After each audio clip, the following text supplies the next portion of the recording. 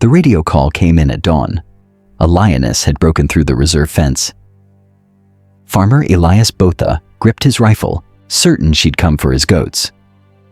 He found her crouched behind a thorn bush instead, ribs heaving. Eyes locked not on the herd, but on something pressed against her flank.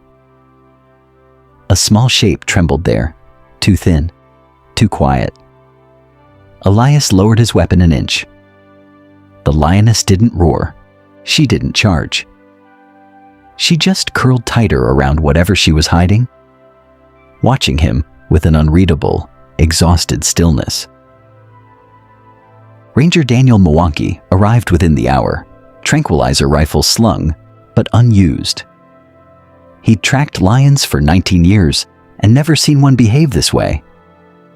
Stationary, silent, refusing to retreat, even as a truck idled 20 yards off. Through his binoculars, he finally saw it, a cheetah cub, weeks old, matted fur, barely moving. Lions killed cheetah cubs, everyone knew that. Daniel radioed the reserve's vet, Amara Chen, his voice flat with disbelief. "She's not hunting it," he said. "She's guarding it." Amara assumed exhaustion was clouding his judgment, until she arrived and watched the lioness shift her weight, deliberately blocking the cub from the open field, from the wind, from them.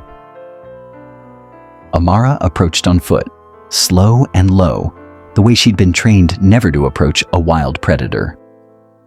The lioness growled once, a warning thrumming low in her chest. Then went quiet again the moment Amara stopped moving. It wasn't aggression. It was negotiation.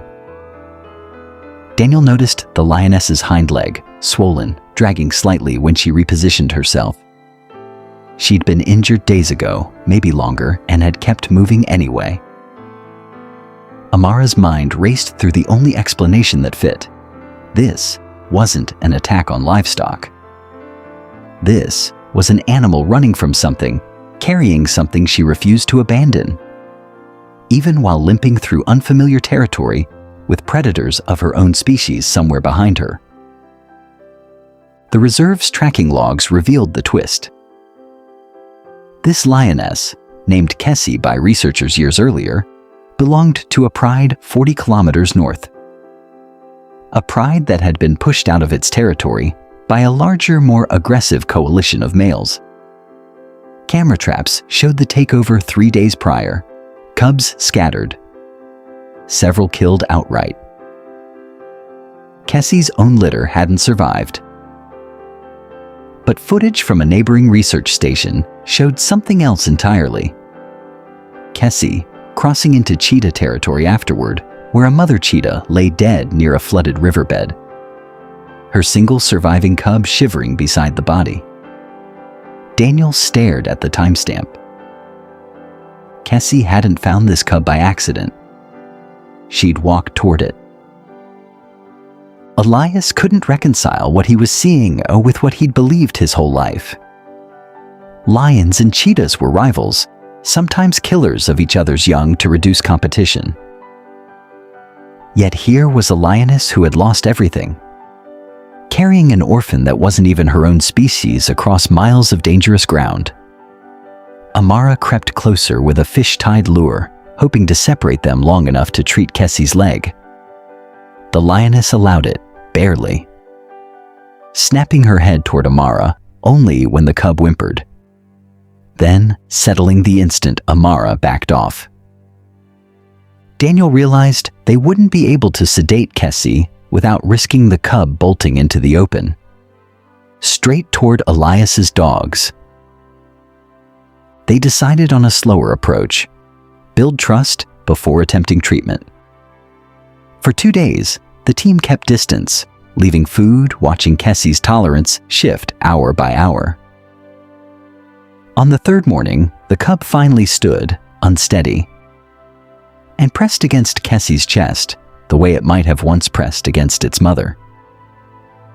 Kessi rested her chin over its small body, an old, weary stillness in the gesture. Nothing like a predator's calculation. Amara realized then that grief, not strategy, had driven all of it. Kessi hadn't replaced her cubs. She'd recognized another creature left with nothing. The same way she'd been left with nothing. And something in her had simply refused to walk past it. On the fourth day, Kessi finally let Amara close enough to clean and dress the wound. The cub tucked beneath her chin the entire time. Daniel made the call to relocate them together to a protected sanctuary enclosure rather than separate them for rehabilitation. An unconventional decision the reserve had never approved before. Months later, camera footage showed Kessi recovered, prowling the enclosure's edge while the cub, growing fast, played nearby, occasionally batting at her tail. Elias visited once, just to see her. Watching the unlikely pair through the fence, he understood something he hadn't expected to learn from a lioness. That loss doesn't always harden a creature. Sometimes it teaches them exactly who needs protecting next.